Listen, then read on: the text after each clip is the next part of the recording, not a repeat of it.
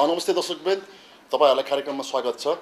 Extreme इन्टरटेनमेन्टद्वारा प्रस्तुत हुन गइरहेको तेस्रो प्रस्तुति रक इभेन्ट अलाइभ 3 यही फेब्रुअरी 12 तारिकको दिनमा चिम्चाचोई अवस्थित म्यानचेस्टर युनाइटेड क्लबमा हुन गइरहेको छ र सोही सिलसिलामा हामीले चाहिँ आयोजकसँग चाहिँ यो कार्यक्रमको बारेमा केही कुराकानीहरू बुझ्नको लागि हामीले चाहिँ यहाँ एक्सट्रिम इन्टरटेनमेन्टका one of the cofounder Min गुरुङलाई यहाँ निम्ताएका छौँ। आउनुहोस् उहाँसँग हामी छोटो कुराकानी अहिले प्रस्तुत गर्दैछौँ। त Min Gurung, welcome to the so.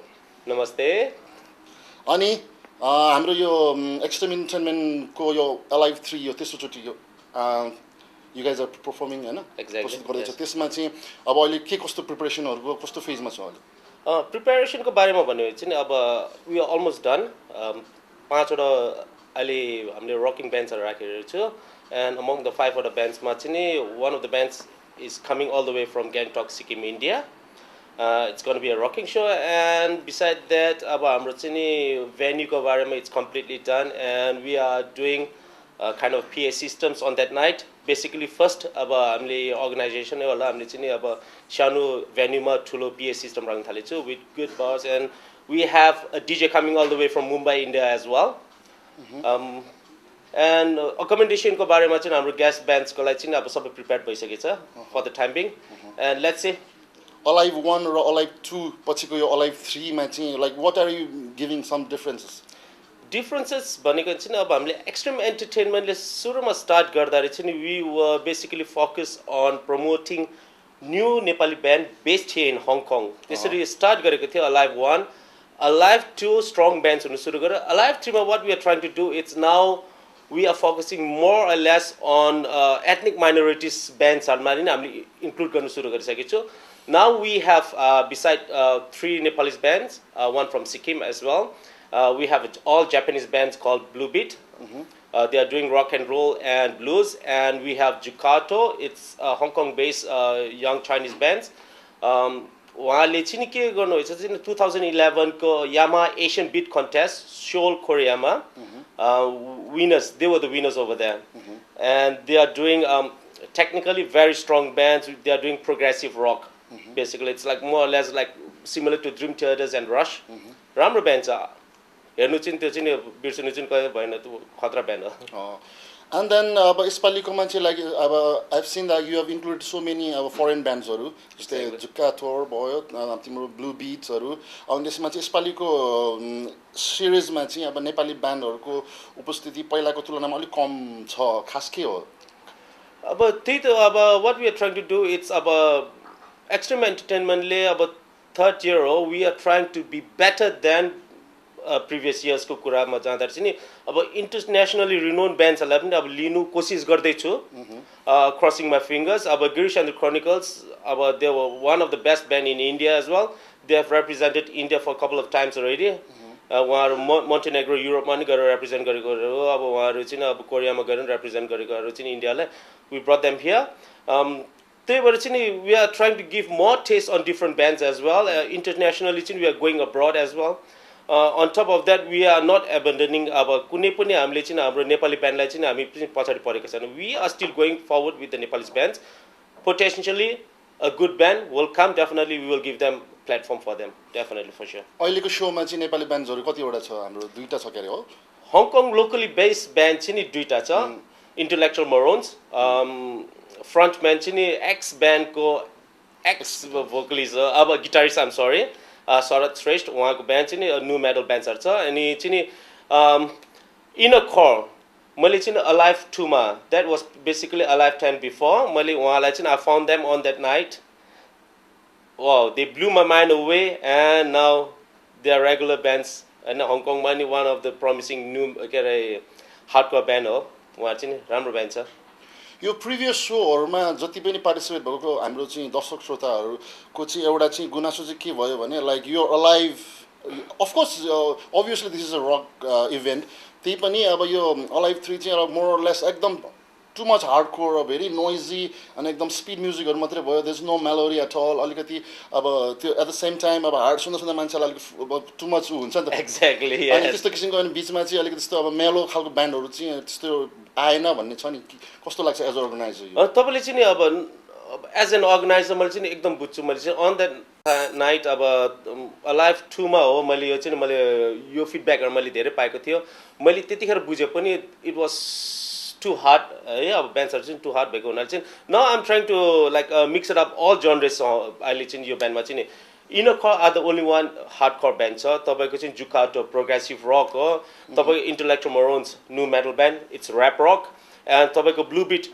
They are doing rock and rolls and blues and तपाईँको Girish and Chronicles believe me he'll give you a goosebump definitely उहाँले चाहिँ अब चाहिँ 80s र 90s को चाहिँ अब तपाईको चाहिँ ब्यालेबाट लिएर चाहिँ अब हेभी मेटलबाट लिएर चाहिँ they does all kind of rock songs त्यसरी चाहिँ it's kind of a, more or less it's a mixture it's like Girish and the Chronicles they will even do ballads on the night very slow numbers definitely for sure अब अर्को एउटा कुरा जस्तै अब हङकङमा अब अलिक फर स्पेसली हाम्रो नेपालिज कम्युनिटीमा जुन चाहिँ अब यो रक म्युजिकहरू सुन्ने खालको एउटा क्राउडहरू जुन अलिकति कम्पेयरिङ टु अदर्स अलिकति धेरै अब हङकङ मात्रै होइन यहाँको लोकल हङकङको अब इन्टरनेसनल मार्केट सिनेरियो पनि अब रक म्युजिकमा चाहिँ अलिकति स्लाइटली दे आर अब अलिकति कम छ रिगार्डिङ टु अदर जेनरे त्यस्तो किसिमको सिचुएसनमा चाहिँ लाइक अब यु गाइज अब लाइक अलाइभ रक कन्सर्ट जस्तो यस्तो इभेन्टहरू चाहिँ लाइक यो डुइङ अब जस्तो इन्टरनेसनल ब्यान्डहरूलाई मिक्स गरेर अब आई थिङ्क इट्स कस्टली पनि छ एक्ज्याक्टली अब यस्तो like you taking a risk don't you यो चाहिँ नि अब ठुलो रिस्क गरेको छु I am crossing my fingers as I'm saying before है अब either I will go down or either I will go up you have to do something तपाईँले चाहिँ अब मान्छेले गर्नु खोज्छ they are always thinking about the profits not thinking about the सोसाइटीको बारेमा चाहिँ हिजो आजको युथ्सले के मन पराउँछ केही छैन होइन तपाईँको चाहिँ इभन तपाईँको स्पोन्सर्सको बारेमा भन्यो भने चाहिँ नि अब तपाईँले चाहिँ I'm here for sponsors like if you guys भनेर मैले कतिचोटि म कम्पनीमा जाँदाखेरि चाहिँ के कस्तो किसिमको हो भन्दा चाहिँ रक भन्दा चाहिँ okay I get back to you later भन्दा चाहिँ they will never come back to me later because if I'm bringing नेपोथे होस् तपाईँलाई चाहिँ अब अन्जु पन्थहरूले हुन्छ नि सबैले मलाई स्पोन्सर गर्नुहुन्छ people will go and see but for the youth अब नेपाली युथहरूको लागि चाहिँ मैले एचकेमा चाहिँ I didn't find nobody beside मेरो फ्रेन्ड्स अब शरद श्रेष्ठको हङकङ अब नेपाली रक फरम्स र हामी एक्सट्रिम एन्टरटेनमेन्ट बाइक अरू कसैले पनि गर्ने अब उसमा छैन I am doing something that you know like let's see मैले अब 3 years भइसकेको छ गरेको I am crossing my fingers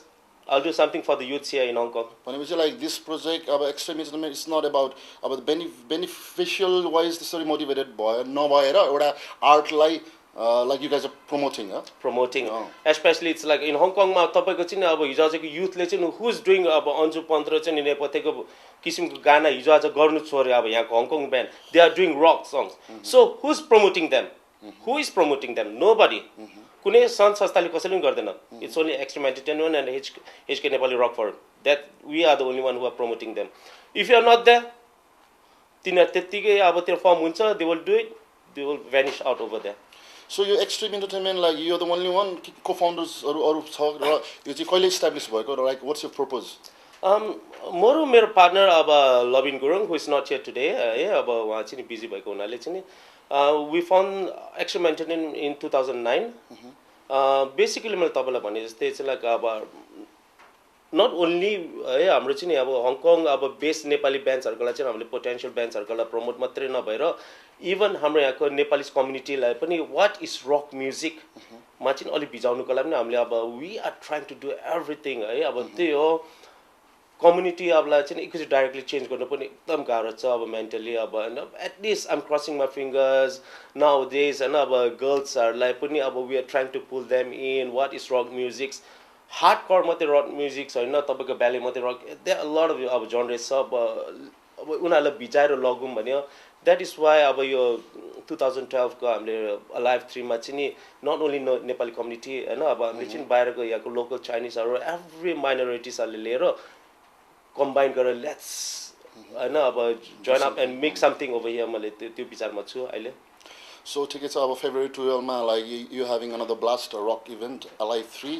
Exactly. Definitely हामी बगैँचा टिम पनि like we are very much अब we wishing you all the best अनि सो हाउ अब क्राउड एक्सपेक्टेन्सी कस्तो छ अहिले crowd expectation I am getting a lot of feedback now भनिनु हो भने चाहिँ नि until yesterday night, I've got 3 other bands as well. कहिले चाल नभएको कहिले नसुनेको दाइ do you have any place for us as well भन्ने चाहिँ नट द्याम होइन अब चाहिँ धेरै मान्छेले चाहिँ अब इमेल पनि पठाएको छ मलाई चाहिँ एन्ड इभन मेरो चाहिँ अब अलाइभ 3 को मेरो फेसबुकको पेजमा पनि that's a lot of people coming out over that 100+ भइसकेको छ मेरो अब पुश टिकटिङ गर्नु बाहिर पठाएको छ I'm not sure I'm crossing my fingers अब आइएम एक्सपेक्टिङ अनदर 100 अगेन 200 त अब मोर लेस कति त हङकङमा सबै अब life is too busy here होइन एभ्रिबडी इज वर्किङ अनि कतिमा धेरै जसोको अब क्राउडहरूको चाहिँ गुनासो चाहिँ के छ भने लाइक मोस्टली चाहिँ अब इभेन्ट सकेपछि त्यस्तो इभेन्ट भएको थियो like we didn't know that भन्ने खालको त्यस्तो सिनेरियो छ त्यसमा चाहिँ अब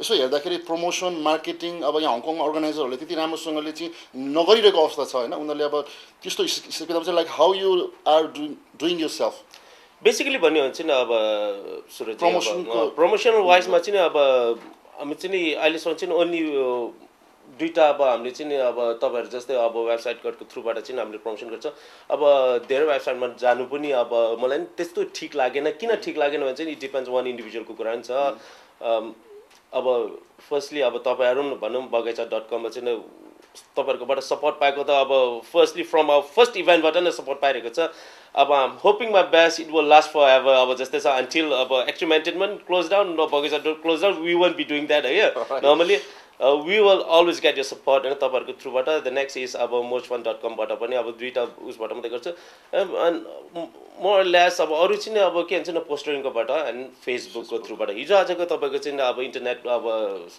वर्ल्डमा गइरहेको हुनाले चाहिँ नेटवर्क फ्रेन्ड्सहरूबाट पनि धेरै अब चान्सेसहरू छ बेसिकली अब that's how promoting goes on for the timing है त्यस्तो भइरहेको छ Okay, all the best for your show. Definitely I'll be there. Definitely I'm a musical you should be there, yeah. And beside that, like we are about to close our program. So in the end, like if you want to say something, please.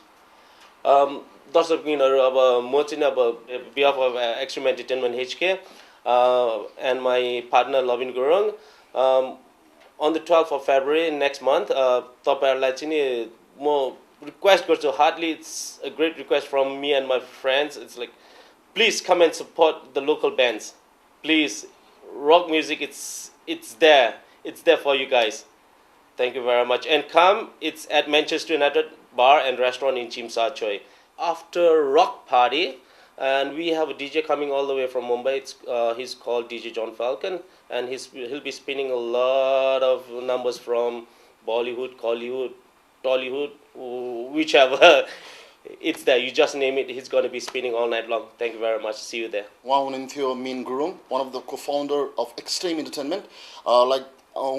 Extreme Entertainment ko Alive 3 February 12 ma Chintachi अवस्थित Manchester United Club. I repeat, Manchester United Club ma हुन गइरहेको छ. So like he's not only doing this event, like he's trying to save the rock music and he's promoting the rock music and Nepalese musicians and Nepalese talented. So I hope तपाईहरुले पनि support गर्नुहुन्छ होला त्यति भन्दै अब हाम्रो यो कार्यक्रम सकिसकेको छ आजको भेन्यू प्रोवाइड गरिदिनु हुने हाम्रो अपस्टेयर्सको हाम्रो साथीहरुलाई पनि फेरि पनि एकचोटी म हृदयदेखि नै धन्यवाद दिन चाहन्छु साथै मेरो प्राविधिक सहयोगी विष्णु सुनवार र म सुरज सुनवारलाई आज्ञा दिनुहोस् नमस्ते